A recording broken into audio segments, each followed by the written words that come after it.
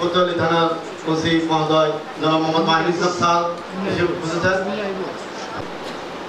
আমি এর মধ্যে আপনাদের পূজা মণ্ডপে যে আপনাদের অঙ্গীভূত আনসারের দায়িত্ব, আমি একবার আপনাদের যে নির্দেশনা এগুলো আছে এখানে, আমি এগুলো আমাদের হেডকোয়ার্টার থেকে দেওয়া। এই হেডকোয়ার্টার পূজা মণ্ডপে আগতদের নিয়ম মোতাবেক তল্লাশি কার্যক্রম জোরদার করা, যারা পূজা মণ্ডপ তাদেরকে তল্লাশি কার্যক্রম জোরদার করা। মেয়েদেরগুলা বিটিভি মহিলারা করবেন, ছেলেদের জন্য আইন শৃঙ্খলা নিয়ন্ত্রণ, নিরাপত্তা। আপনার যে এরিয়া মণ্ডপের যে এরিয়ার পূজা মণ্ডপের দর্শনার্থীদের সুশৃঙ্খল প্রবেশ ও প্রস্থানে সহায়তা করা, মানে যাতায়াত।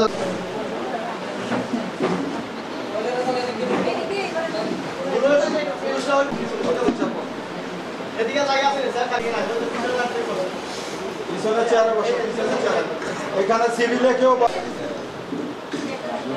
চেয়ারগুলো সামনে